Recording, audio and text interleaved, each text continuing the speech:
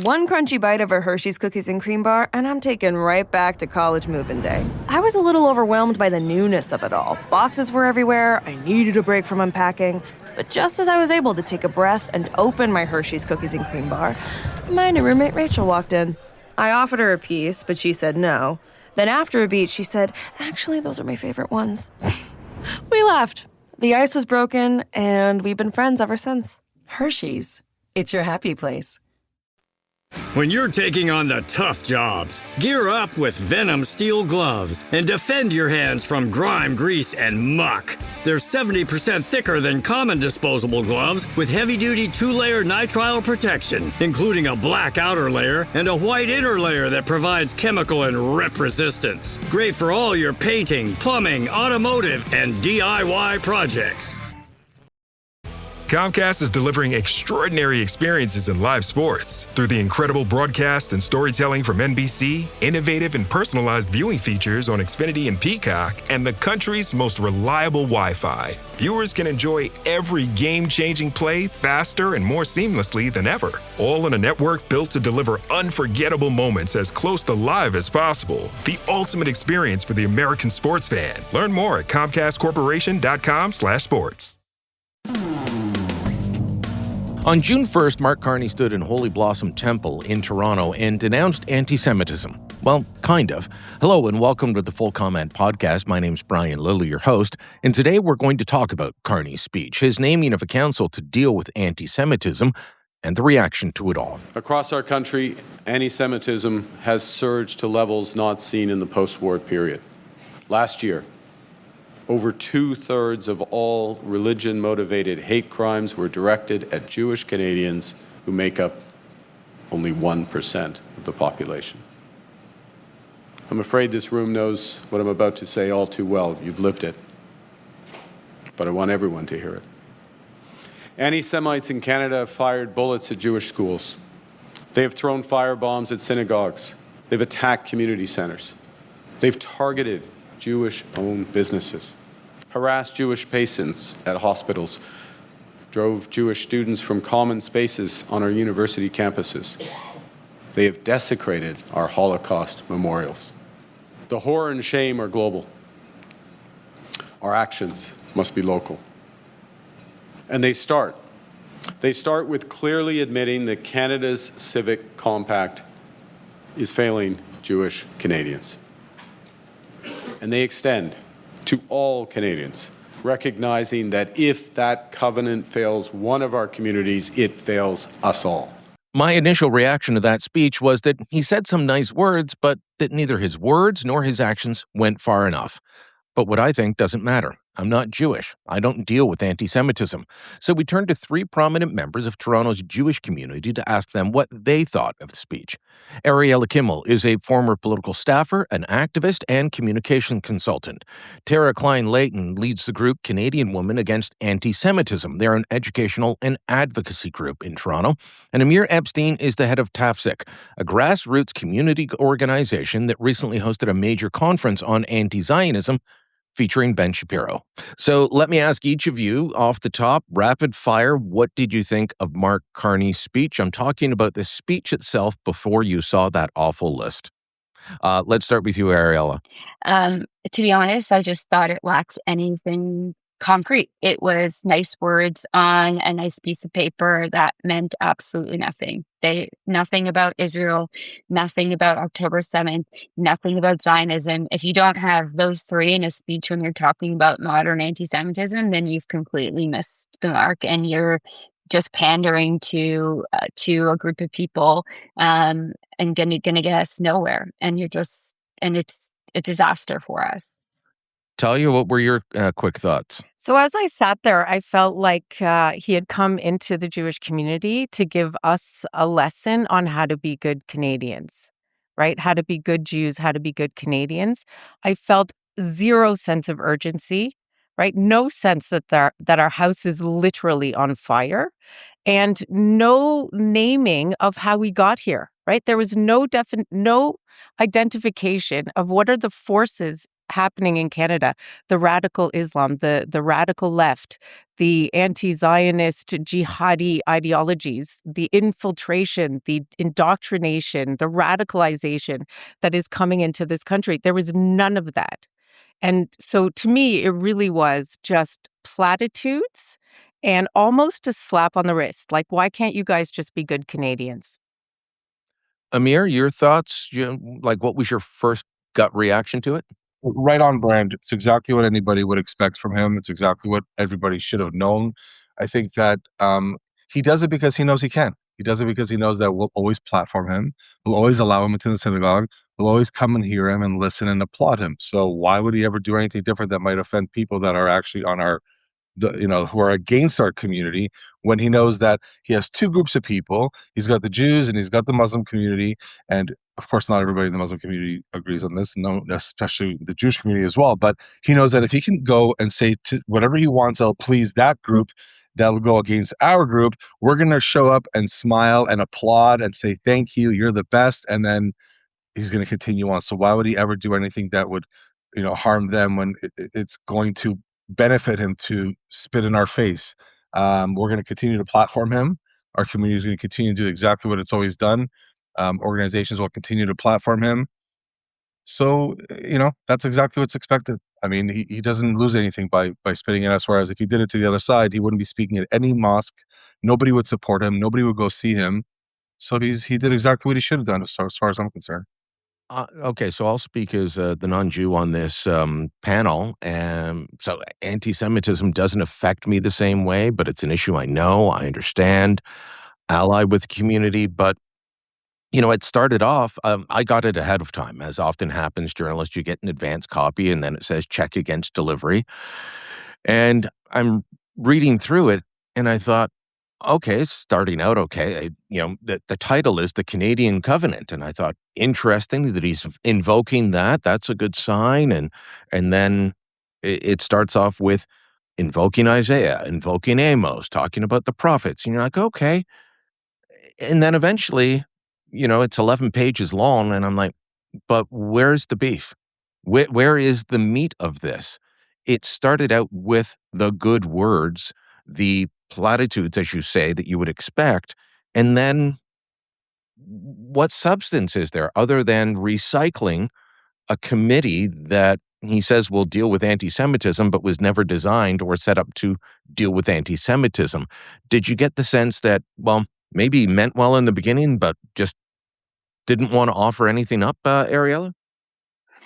Absolutely, I didn't. And it's funny because you mentioned that he talked about, used it Isaiah and he used Amos's quotes. But what he completely ignored was the continuation of those quotes. Both then lie in the root of the Judaism in Israel and the Jewish people's connection to the land of Israel.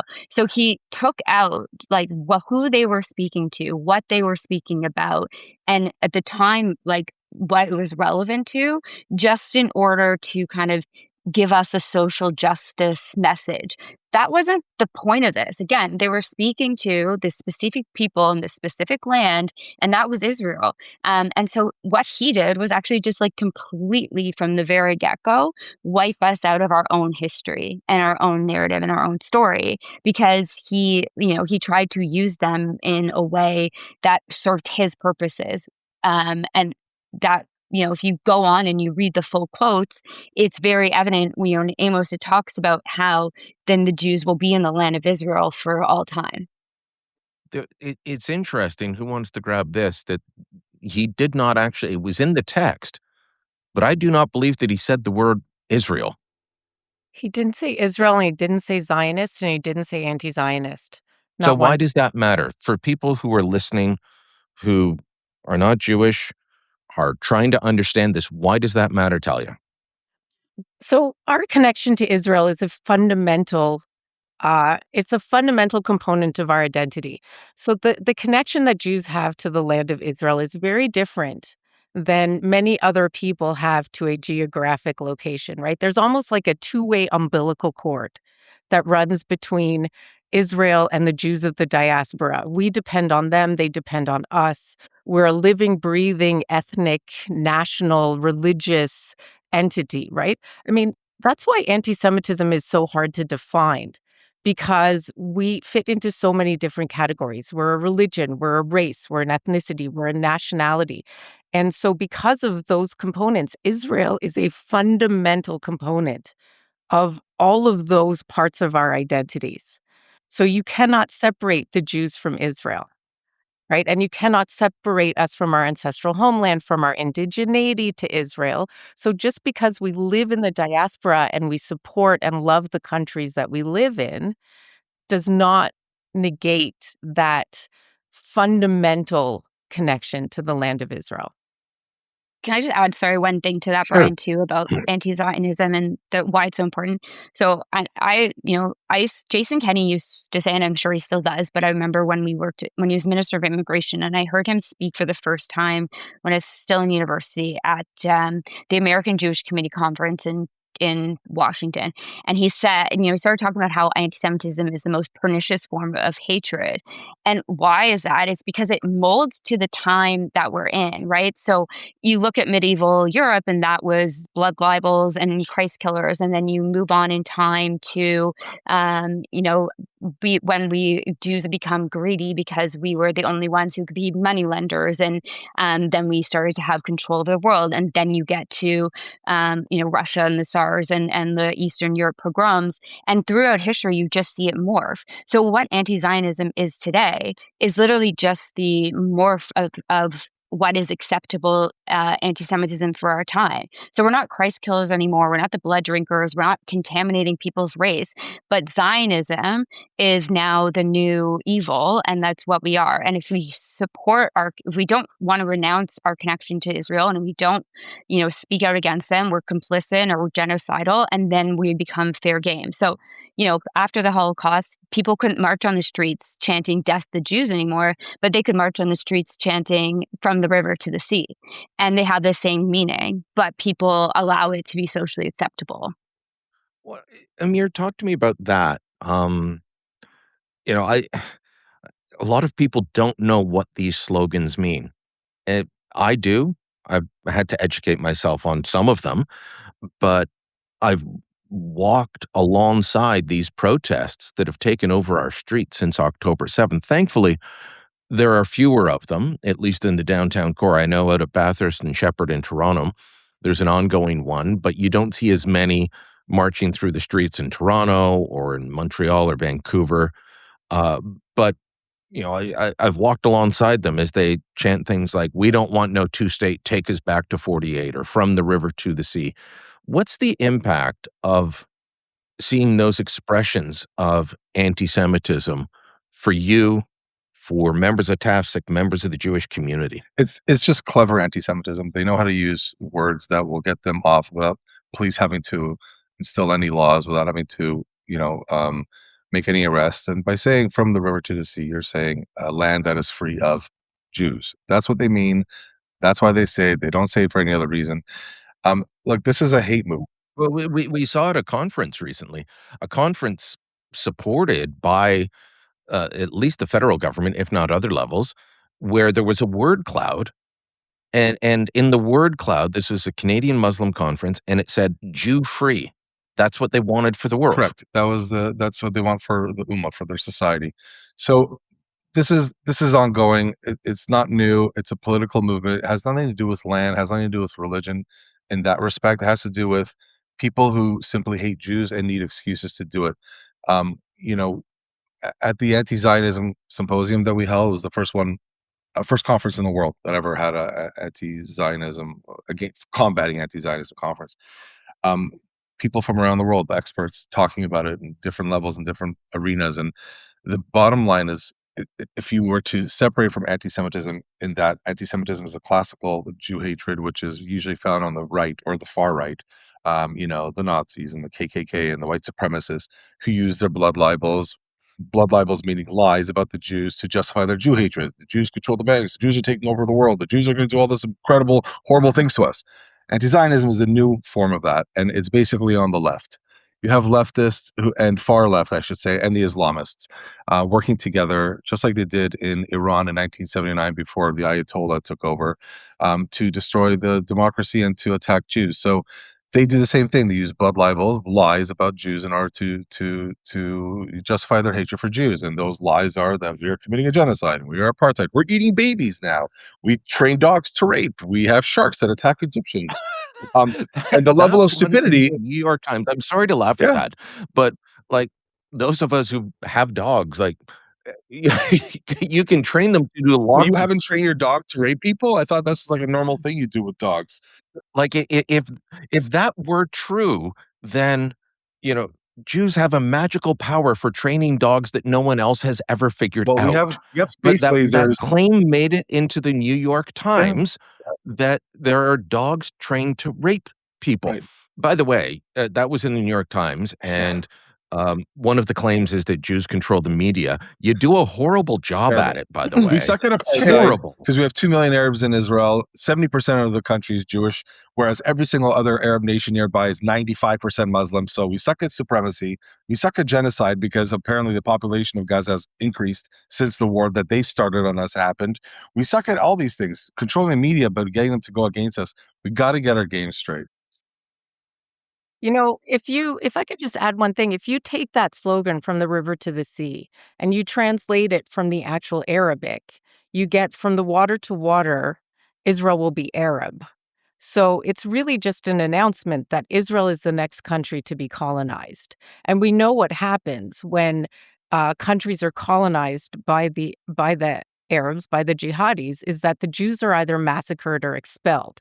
So the idea is that Israel's just going to be the next country that will be Jew-free, right? And then they move on to the next one, right? So not only do we suck at colonizing too, by the way, as well, because we've never been able to we've never done it. But so that notion, and the other point I want to make is that, when they come and they shoot the Orbeez guns and the BB guns at the yeshivas and at the synagogues, and when they shoot at the Jewish schools, they don't stop and say, "Are you guys Zionists?" Right? They don't stop. They want to shoot at Jews. They don't care. Zionist, not Zionist. They just want to shoot at Jews. Well, most Jews would be Zionists, and if you look at what people say about me on Twitter, I am an evil Zionist, a Zio pig, a Zio Nazi. These terms are thrown around constantly, and so Carney's failure to address anti-Zionism, it is saying I'm fine with Jews, but I'm against Zionists, is just a cover. Why would he, Brian? Why would you know, he say that? Why would he talk about Israel and Zionism when Islamists hate and despise Israel and Zionists? He could talk about, there's a lot of Jew hatred from those skinheads. Like that's what he's trying to focus it on. That's the whole facade, is that he's trying to make it look like, that's why he didn't bring up Islamism. He doesn't want to bring up extremism because he knows that that's going to destroy him. His fan base and his people will be like, wait a minute, you just criticized Islam. You know what that is, right? That's Islamophobia, and you can't do that. So for him to talk about Israel is anti-Palestinian racism, which is their little term that they made up to weaponize us against our own identity. To talk about Zionism is anti-Palestinian racism. He's very careful not to talk about those things because that'll upset the people who allow him to come to his mosques. Not only that, but then, the next time that he wants to denounce Israel for some kind of, for some perceived human rights violation, the next time he wants to take pot shots and haul in our ambassador, right, in order to pander to his audience, he's going to look like a total hypocrite. The issue around talking about where anti-Semitism is rooted in Canada. You mentioned skinheads and Nazis, and it used to be the far right. Now it's the left and the Islamist. It has grown over the past number of years. And look, anti-Semitism moved to the left a long time ago. I was covering it in Montreal at Concordia University 20 plus years ago. And it's just metastasized since then. How much of it is political? Because some people want to say, well, it's all because of Canada's bad immigration policies and we're bringing in people from countries where they hate Jews. That's part of it. Part of it is the political left and some of the crazy right. Where do all the different strains meet? How much of it is due to bad immigration policies and you mentioned Jason Kenney, Ariella. He used to talk about assimilation in Canada.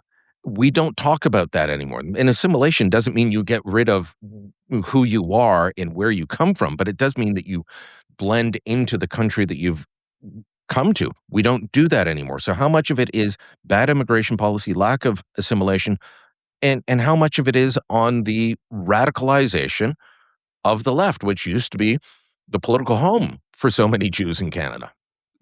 Well, the thing is the Venn diagram of politics all meet and like in anti-Semitism and hatred of Jews. And you've even seen in the last like especially 3 years the progressives on the left adopt the language of the skinheads on the right. So you see like the term Zio was created by David Duke, and they're saying it without any question, and they call the Zios, and yet then the next day they'll be out doing their own podcasts about the threat. The threat against Jews in this country is on the right, and by ignoring that, you're just trying to stand up for the state of Israel. It's so deceptive and so disgusting that they won't recognize it within. And I mean, you look at people like Selena Robinson, who had to have this like horrible experience happen and come to her because she was a significant part of the progressive movement, and that's where she found her home. And that was when the left, the NDP, were the party of the working people and the blue collar workers. And I'm sure in my grandparents' days, they also were part of the NDP. Like that's how it was. That party has completely abandoned workers and just become this, platform for talking about Israel only. Israel, Israel, Israel is their obsession, and that's all that they talk about. And on immigration, like I didn't grow up in Toronto. I didn't grow up what I would say is the Jewish bubble. I went to public school, and I went to a public school in high school that was fully like Muslim. I was one of only Jews, and I started there in grade 10. And I remember my first day, I was wearing my Magen David, and I was in a class, and this girl came up to me and she said, "Oh, you're new. What's your name?" And I said, "Ariella." And she said, and I asked her name, and she told me, and it was a Hebrew name, but she pronounced it differently. And so I asked again, and she said, "No, we don't use that." And then she pointed to my Star of David and my Magen David, and she said, "And I wouldn't wear that." And I learned very quickly, I would have "Death the Jews" written on my desk. Hitler should have killed you all. And consistently was targeted for being Jews. And the biggest thing that was and how long ago evident, was this? I don't want to say how long ago. I was in high school right now. Didn't ask the woman her age. I'm sorry. Yeah, no. My first year at the school was September. My first week in the school was September 11th. So that was also Wow. incredibly eye-opening because I'm sitting in class and all these kids behind me are talking about how it was probably the Jews. The Jews did it. And it was very rare to find a teacher who would actually deal with it. I remember the first time "Death to Jews" was written on my desk in math, I was told to just switch desks. I remember in a class, somebody talking about how all the Jews are rich, and the teacher just kept going. It was one teacher who made one Palestinian kid wrote "Hitler should have killed you all" on my desk, and my history teacher at the time, who was incredible, had him made him sand down every desk and repaint them. And at the same time, have me tell the story of my grandmother, who was a Holocaust survivor. And what was so interesting to me was then talking to him, and he started, it's very clear he was learning this at home. So if we're bringing in new immigrants, and that's all of us, our families came here as immigrants at some point or another, but there is that assimilation, and that, when you looked at the changes that the Liberals made to the immigration, including our immigration tests and our knowledge and things that we need to know, that's significant. And that makes, like, takes away the connection to our country. And so, now this kid is actually, and he's not a kid, we're not kids anymore, but he's one of the leaders of the protest movement in Ottawa. I see his, face covered in a keffiyeh, but I could remember those eyes anywhere, because they terrorized me for so many years. But it was just so eye-opening, like, really seeing that it was totally taught in home, and that in the education system, no one's willing to do it. Yeah. And not refuted in the education system. And by the way, Brian, you mentioned assimilation. You mentioned that the Ummah thing that they were talking about, free of Jews. 3 of the speakers mentioned in their speech no integration. Another one said no assimilation. It's going to take away our culture. Like, they are actively stating they will not assimilate or integrate into Canada. This is what they're teaching the people at that conference, just for the record. So how big of an issue is that? I mean, look, my parents came here. I was born here, but my parents didn't want me playing soccer because they thought, well, you're in Canada, you should play hockey. You've got to learn what people do here. And it wasn't that long ago that was the view of our federal government and our immigration minister, but I guess that's no longer acceptable to say, hey, when you come here. I mean, Carney did say, when you come to Canada, you leave your old hatreds behind. And I was impressed that he would go so far as to say that, because that was not aimed at the Jewish community. But he's got to back that up, and I don't think he is. I'm an immigrant, right? I'm actually an immigrant, and I came from a country. I was born into apartheid South Africa. And, things could have gone 2 ways, right? I mean, I grew up in a family that was so anti-racist and so multicultural and so focused on appreciating people's diversity because we were from South Africa, because we saw just how horrible, right, this hatred could become. And so we moved to Canada because we wanted to leave all of the stuff that made that country so horrible behind. And we came to Canada, and now we see, and we love the multiculturalism. We moved to a small town. We were like the only South African Jews. We were the only Jews, the only South Africans, and just loved the diversity. And we're watching Canada now devolve into a country we cannot recognize. This is not the country that we came to in order to make a better life.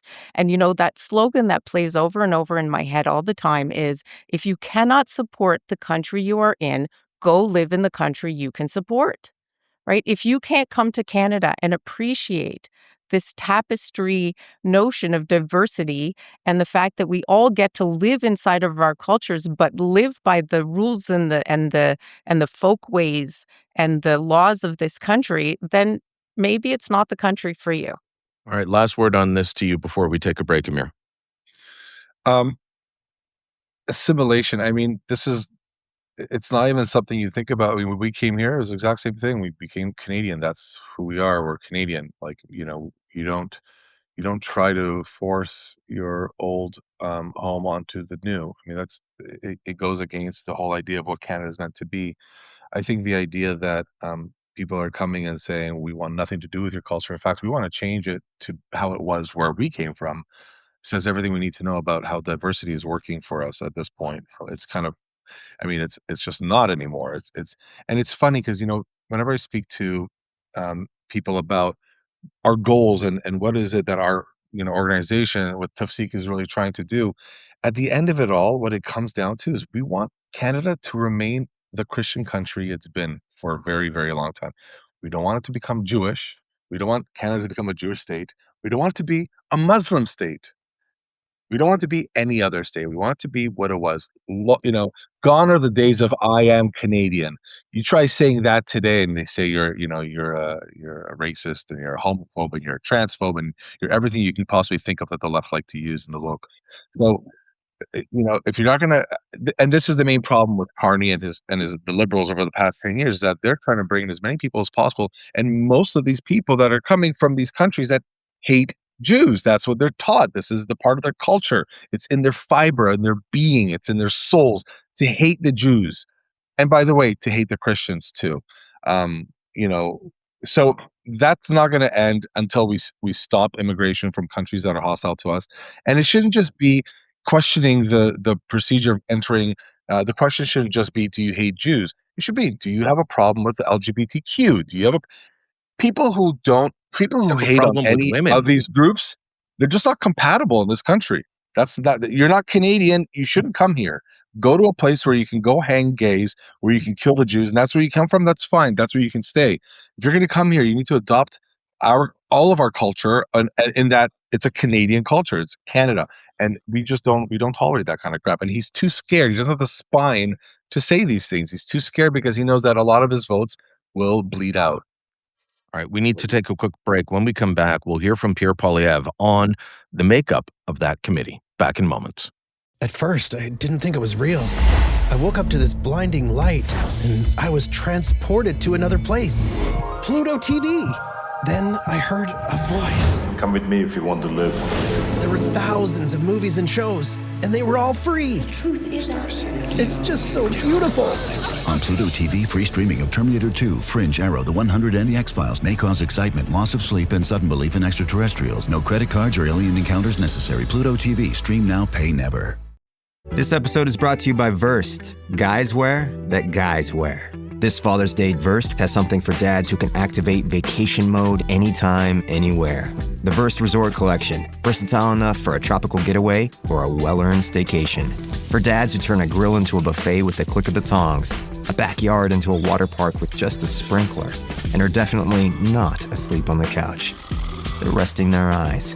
Versed, fit for dads, only at Dick's. Hey, I just Venmo'd you for rent. Nice. Now I can instantly spend it whether I'm checking out online with Venmo or using a Venmo debit card. Say more. More exactly. Because the more you do with Venmo, the more you get. Like earning up to 5% cash back with Venmo Stash on a bundle of brands. So, order more pizza. The math demands it. Get the Venmo debit card. Venmo Stash bundle terms and exclusions apply. See terms at venmo.me/stash terms. Venmo checkout not available at all merchants. Venmo MasterCard is issued by the Bancorp Bank N.A. There were so many missed opportunities to catch this before the devastating thing happened. A third of them we found literally in the phone book. These people were not afraid. They knew that nobody was effectively hunting them. They knew they had escaped justice, that they were going to die in their beds. When I give talks at law schools, is that the charter ultimately is empowering a minority, and it's empowering a minority that's a guild across the country. And it's a fairly elite guild, and the guild is lawyers. Families who were split by referendum and brothers and sisters who never talked to each other for years after the referendum because they were so angry at each other because of the emotions on both sides. The reason he was assassinated was not because he was trying to put a satellite into space, but because the gun that he was creating had other applications that made him and the gun very dangerous. It's finally here. A new season of Canada Did What? Host Media podcast that revisits the big Canadian political events you might think you remember and tells you the real story you never knew. I'm Tristan Hopper. The voices you just heard are from our brand new Season 2. We will unpack some of the pivotal moments that helped define our country, often without a vote, usually without a plan, and sometimes without anyone admitting what they'd done. We'll find out how Canada became a welcoming paradise for untold numbers of Nazi war criminals after the Second World War. We let them build monuments to their wartime exploits and even ended up honoring a Nazi fighter in the House of Commons. And I'm sorry to say that none of that happened by accident. We'll bring you the little-known story of a troubled Canadian rocket scientist who turned to a sinister life of selling giant guns to terrible people. And if that sounds like a spy novel, it ends like one too. You'll hear the behind-the-scenes story of Quebec's attempted secession from Canada and how very close we came to a political crisis that would have made Brexit look like a picnic. You'll hear about how the much-celebrated Charter of Rights and Freedoms turned into something its creators never wanted, and how many of the most extravagant warnings about the document were all quickly proven true.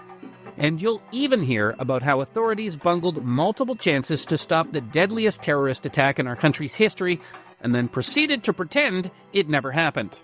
These aren't dusty history lessons. They're stories about power, ambition, madness, and the things about Canada that a lot of people would rather ignore. But not you. You won't want to miss an episode. Subscribe to make sure you get all of Season 2 starting March 2026, anywhere you get your podcasts. What do you think of Mark Carney's announcement yesterday on anti-Semitism? Do you think he's doing enough on it? What announcement? He announced the creation of a council includes people like Omar al-Ghabra to deal with the issues of hatred, regardless, and anti-Semitism specifically as well. Well, I remember Mr. al-Ghabra lobbying me before he was in politics to keep Hezbollah legal. So I'm not sure that he's the right guy to combat anti-Semitism. The last thing we need is another council. I mean, this is the problem with Mark Carney. Every time there's a problem, he creates a new bureaucracy, agency, council that does absolutely nothing except pay high per diems and expenses to a bunch of liberal insiders. He's appointed as a head of the council a minister who says he wants to ban part of the Jewish Torah that he considers to be politically incorrect. This is ridiculous. What we need to do is lock up the rampaging terrorists who are firing bullets at children's schools, firebombing synagogues, and terrorizing the Jewish community. We need to get control of our borders so no longer can anti-Semites, terrorists, and hate mongers come into our country. And we need to stop the extremely divisive divide and conquer identity politics of the Liberal Party that have caused this mayhem on our streets. So that's the Conservative leader, Pierre Poilievre, talking about the makeup of this committee, which does include Omar al-Ghabra, the former Liberal MP. It includes Katrina LeMay-Doan, which was just puzzling to me, the former Olympian, but also a lawyer called Avnish Nanda. And Avnish Nanda is someone who actually fought for the campus encampments that were decidedly anti-Semitic. So, when Carney first gave his speech, I talked to people who were there. I talked to people who were not there, part of the Jewish community who were trying to be positive, give him the benefit of the doubt. And they were like, well, didn't go far enough, but it's moving in the right direction. All, giving them the benefit of the doubt went out the door as soon as that list came out. Talia? Yeah, we are affectionately calling this the Gaslight Council because we really think that we've just been absolutely set up. I think the minute I saw this list, I said, Mark Carney came into our house, right? Holy Blossom Synagogue. He came into our house and essentially has declared war on the Jewish community. And by offering up these people, right, a band of anti-Semites to adjudicate anti-Semitism, it's gaslighting at best. Amir? I mean, I thought it was obvious. I kind of expected that. I'm not sure why people were so surprised. He just because created. you expect the prime minister to do the right thing. No, not when the prime minister is Carney. I know exactly what he is, and just like Trudeau before him, but far more dangerous because he's smarter than the other clown. And I think the problem is that expecting anything from this. I mean, how many times can you expect something from the same people and be disappointed and start going, maybe I need to change my expectations. Maybe I should know, this is who he is. That's what he's going to continue to do. He's not going to tomorrow suddenly change who he is. You don't get to reward Hamas or the Palestinian state after what they did to us and pretend like, maybe he means well. You don't get to, say that he's going to arrest a democratically elected leader from an allied country if he steps into this country without knowing who he is. People are still surprised. I don't know what they're surprised about. The people that are on the council are those who are meant to. In fact, maybe there will be a reduction of anti-Semitism if the people on the council itself stop being anti-Semitic. I mean, that technically could work. But I just don't understand how our community continues to fall for it. It blows my mind. This is why we were so set against. Don't go listen. So let me ask you about the Jewish community falling for this. When Justin Trudeau was in, the Jewish community was so angry at the direction he was taking things that they started to move away. And so you had Toronto St. Paul's, significant Jewish community, but not the biggest. But that community, during a by-election, came out in strong numbers to vote for the Conservatives and against the Liberals. Marco Mendicino represented Eglinton Lawrence. Again, not the biggest Jewish population among ridings, but significant. He looked at the polling and said, I'm out. And by the way, Marco was good on these issues. He thought they were going to lose. The Liberals ended up winning the majority of ridings with significant Jewish populations, again, because the Jewish population turned back, even though Melanie Jolie of Have You Seen the Demographics in My Riding fame, of tweeting about Israel bombing a hospital when they never did, and she's never taken that down or apologized. Anita Anand, who is just an absolutely horrible foreign minister, still backed the Carney Liberals. How did that happen? Who wants to take that first? I can take that. Look, yeah. It's so hard. It's interesting because we talked already about the fact that Jews were part of the left movement far significantly more throughout history, and most Jews in Canada were liberals leading up to the Harper era. It was only when Stephen Harper came into government that you saw the mass movement, places like Thornhill becoming conservative ridings, and Jews really getting far more engaged. And that was, for me, I was a student on campus at the beginning of the Harper era, and that was partially, it was like what happened at Concordia. I was at Carleton, what was happening on campus. You only found the allies and the strong allies in the conservative movement.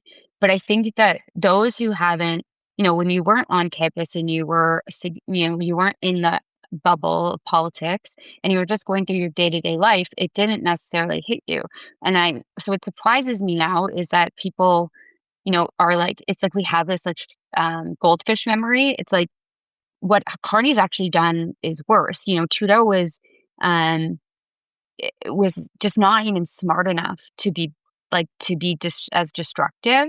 It was easy to see through him, and he wasn't, I always laugh about, at the last second, I think it was like days before he resigned, he made this speech at a conference and he said, I am a Zionist. And it was like, he acted like it was this big, brave thing.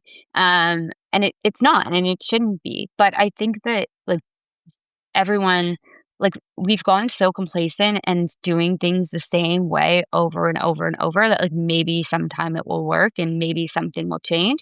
And it's not true. And I severely disagree with it. And I know Amir's surprised to hear me say that. I strongly disagree with this. But I do.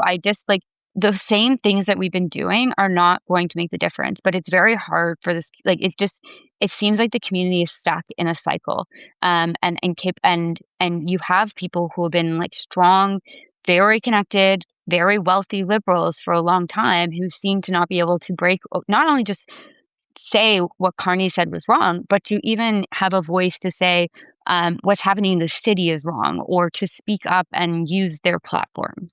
First of all, I agree with you, Ariella. I think that people are just stuck in their ways and they're unable to break this long attachment to, the party that maybe their grandparents used to vote for. But I think the problem today is, and this is just my personal opinion, I think our Jewish organizations are cowards. I think they're just cowards. They're scared to do anything that might lose them their seat at the table. They're scared to do anything that might cost them grants from the government. So again, what is urging the Prime Minister and the Liberal Party to change their ways? Why would you change anything? You're winning. If you have your entire political plan is working, and you just recently over 50% of Canadians are so excited about Carney and they support the Liberals, why would anything change? Well, if the Jewish community and specifically the organizations had a spine and said, we're going to excommunicate. We're not going to speak to you anymore, Carney. You don't get to platform anymore. You don't get to convince some of our community that you're a good guy, which, by the way, some people still believe somehow. Could you imagine he showed up to a synagogue that was empty? What do you think would happen then? Do you think that would have a bigger effect on him going and him potentially changing his ways and thinking, oh, shit, the Jewish people are really this is bad. We got to do something. Or if we all show up and clap like this, why would he change? Why does he care to? I wouldn't. I'm a Jew. If I was a politician, I would be like, okay, great. This is working. Do you agree, Talia? No, I don't agree. I don't agree because I don't know what it would get us. So, right? Because that's the only table in town, unfortunately. We, the Jews, do not have the numbers. We do not have the numbers to have any real political clout. As Ariella was saying, we maybe have significant population in maybe 7 ridings in the entire country. We do not have the numbers. We are 1% of this country's population. Right now, the Liberal government has a majority. They don't need us at all. They can railroad us all they want. So the only way to actually affect any change in this country is to fight for that seat at the table, right? The only way to get any kind of legislative amendment is to go to the committees where at least there is some conservative support in the room at the committee and fight for legislative change. Other than that, they don't need us. They can railroad us. They can run over us with a cart. It would make absolutely no difference. So, you know what? Carney drew a line in the sand on June the 1st. He came to the synagogue. He's declared war on the Jews. You know what? That's a place I can start from. I can start from there, right? Because I can't make peace with my friends. I can only make peace with my enemies. So now I can start negotiating with this government like they're the adversary that they really are. I can set them up as my enemy, and I can start negotiating, right? And we can fight for whatever protections we need. Because look, I come at it as a mom. I need my kids to be protected. I need my kids to be able to go to school without without their class walking out on a Palestinian protest. I need the synagogues in my neighborhood to not be shot at, the yeshivas in my neighborhood to not be shot at.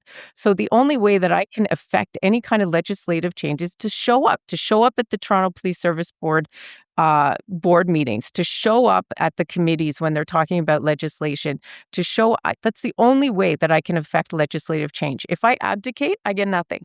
He views it as a support, and that's my issue. And I'll say this: I think that we are a small population. This is true, but you know what's happening right now in Quebec, right? The Jewish community in Quebec is leaning towards separating. They were the reason why it didn't the last time. It was by that number of people. The Jews voted against separation. Now they're going to vote for it. So you want to know something? We do have a huge, huge voice. Even though we're small numbers, we can make a lot of things change in this country. And if Quebec separates, and it's because the Jewish community has decided this Liberal government doesn't at all work for us, we continue to desperately try to influence. He doesn't care. He's not going to listen to any of our organizations. So we do actually have a huge influence in this country in different ways. You're looking at it abroad. Of course not. We're 1% of the population. But when we micro target specific issues, we have a huge voice. And it's by those numbers that we actually kept Quebec as part of Canada. And now the Jews are looking to separate because they don't see the Liberal government as a friend. So it's not true.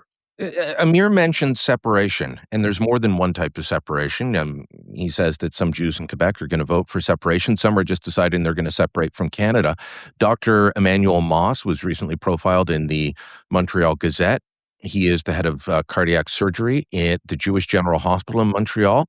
He's relocating to Atlanta, Georgia. And recently I spoke to Michael Sachs, who moved from Vancouver area to Tulsa, Oklahoma. And here's a clip of that conversation with Michael, because he's helping Jews in Canada look at moving to the United States. So there's an amazing organization called Tulsa Tomorrow, which is, work doing more international stuff, obviously.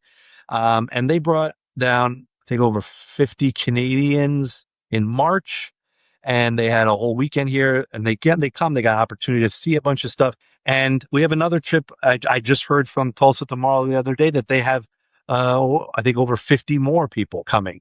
And they have a wait list, and they have a wait list for more trips. We'll start with Ariella, and then we'll go around the room. Is just leaving Canada an option?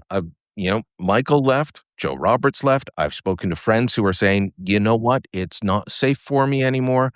I don't feel this is a place for my family to prosper. Are you considering being part of the exodus, Ariella?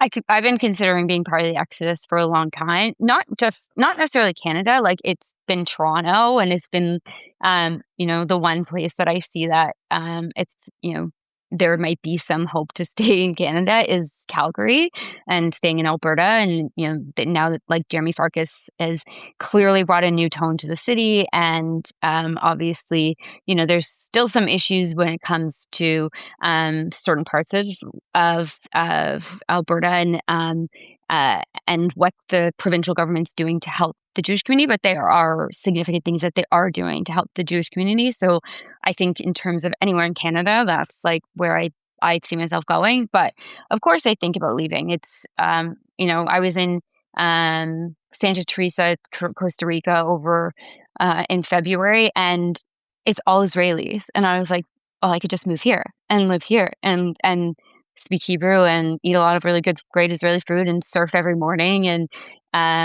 it'd be great. It would be a dream. Or, there's a lot of definitely things where I think about leaving. Joe Roberts, long before Michael left, Joe was trying to convince me to go, but I told him I'd just seen Twister and there was about a 0.0% chance that I was going to be making that move.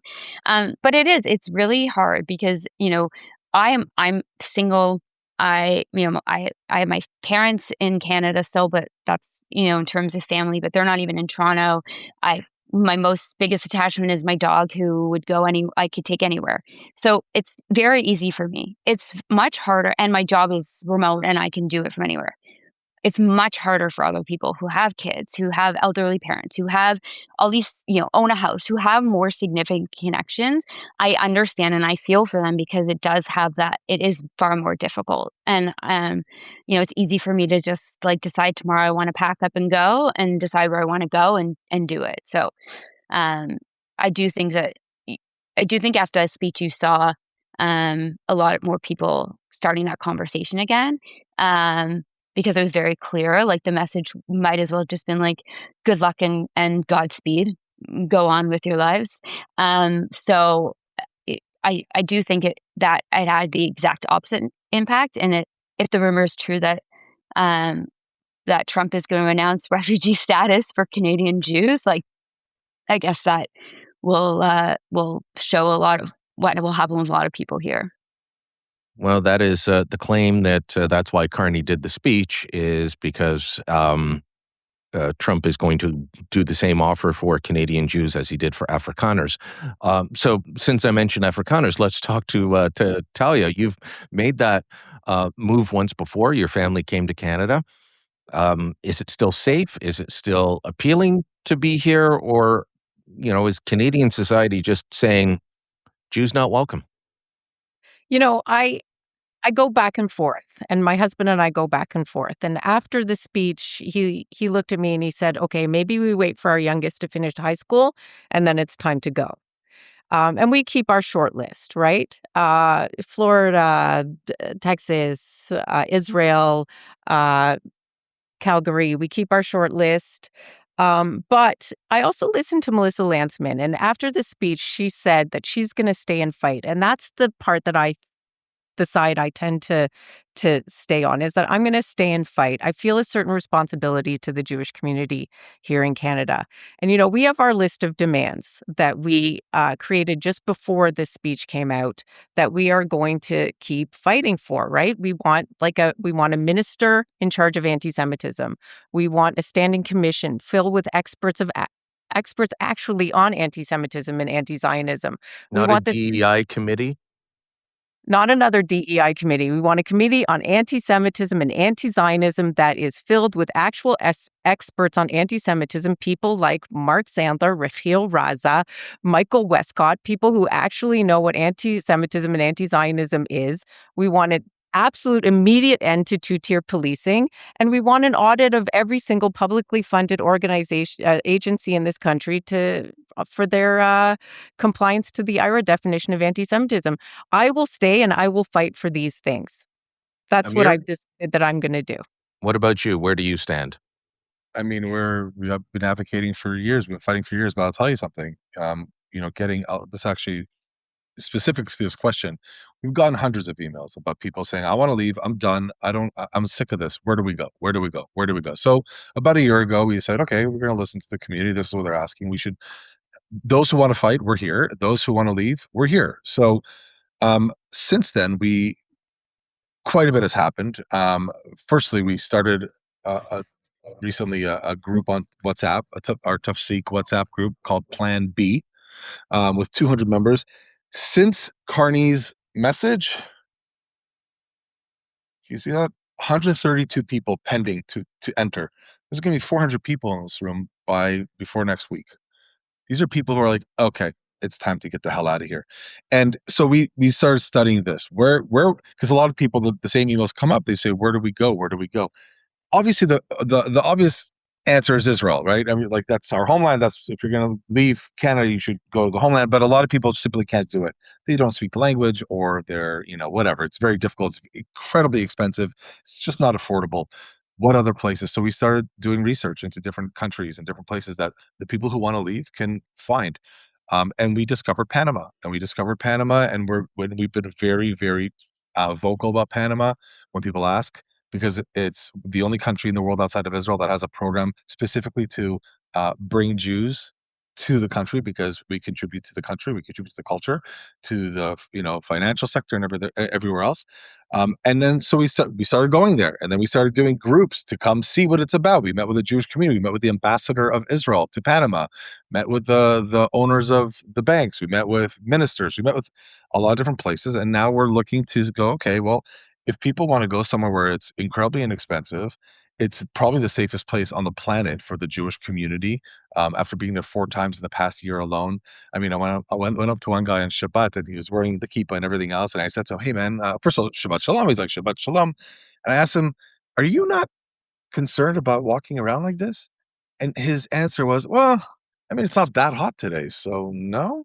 He didn't even understand. He didn't even understand what I was asking. I said, "No," and then he realized. He goes, "Oh, you mean anti-Semitism? You're in Panama, my friend." That was his response.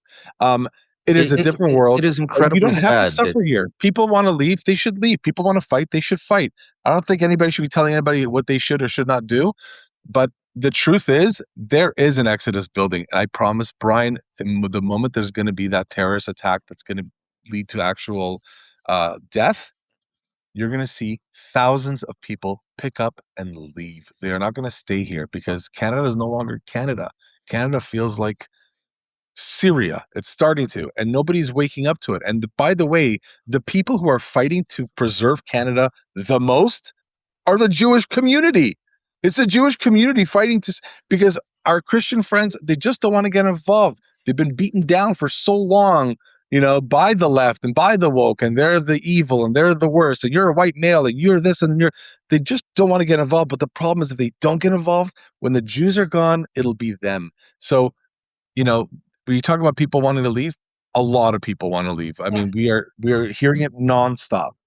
Amir, you really stuck on one of our biggest issues that we have here in Canada. And by the way, we're visiting Panama in December. You'll love it. Yeah, we decided we got to check out all the places we might potentially have to run to. And, I like Ariella said, I have that. I have I have 4 kids. I've got old aging parents. I got a lot of people I have to move. And, kids with lives and established lives here in Canada. So it's not so simple. But, the biggest problem that we have is that it continues to be a Jewish issue, and it really shouldn't be. This is a Canada issue, and this is and we are painfully lacking that silent majority to come out as allies and stand up for Canada.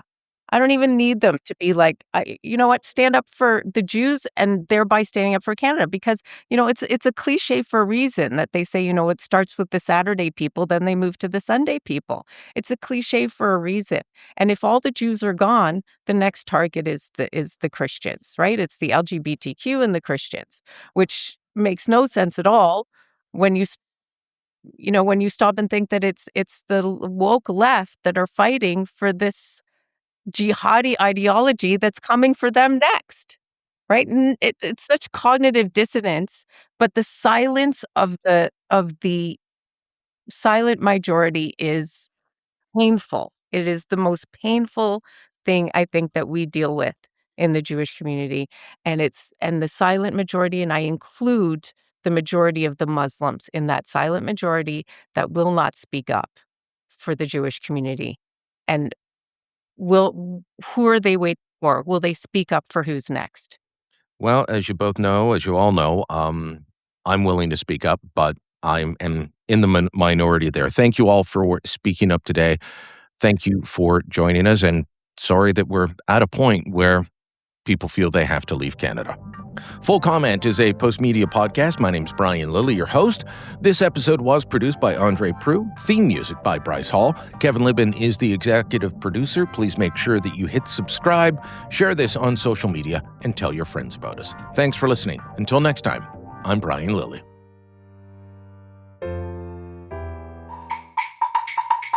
There were so many missed opportunities to catch this before the devastating thing happened. A third of them we found literally in the phone book. These people were not afraid. They knew that nobody was effectively hunting them. They knew they had escaped justice, that they were going to die in their beds. When I give talks at law schools, is that the charter ultimately is empowering a minority, and it's empowering a minority that's a guild across the country. And it's a fairly elite guild, and the guild is lawyers. Families who were split by referendum, and brothers and sisters who never talked to each other for years after the referendum because they were so angry at each other because of the emotions on both sides. The reason he was assassinated was not because he was trying to put a satellite into space, but because the gun that he was creating had other applications that made him and the gun very dangerous. It's finally here. A new season of Canada Did What? Postmedia podcast that revisits the big Canadian political events you might think you remember and tells you the real story you never knew. I'm Tristan Hopper. The voices you just heard are from our brand new Season 2. We will unpack some of the pivotal moments that helped define our country, often without a vote, usually without a plan, and sometimes without anyone admitting what they'd done. We'll find out how Canada became a welcoming paradise for untold numbers of Nazi war criminals after the Second World War. We let them build monuments to their wartime exploits and even ended up honoring a Nazi fighter in the House of Commons. And I'm sorry to say that none of that happened by accident. We'll bring you the little-known story of a troubled Canadian rocket scientist who turned to a sinister life of selling giant guns to terrible people. And if that sounds like a spy novel, it ends like one too. You'll hear the behind-the-scenes story of Quebec's attempted secession from Canada and how very close we came to a political crisis that would have made Brexit look like a picnic. You'll hear about how the much-celebrated Charter of Rights and Freedoms turned into something its creators never wanted, and how many of the most extravagant warnings about the document were all quickly proven true. And you'll even hear about how authorities bungled multiple chances to stop the deadliest terrorist attack in our country's history and then proceeded to pretend it never happened. These aren't dusty history lessons. They're stories about power, ambition, madness, and the things about Canada that a lot of people would rather ignore. But not you. You won't want to miss an episode. Subscribe to make sure you get all of Season 2 starting March 2026 anywhere you get your podcasts.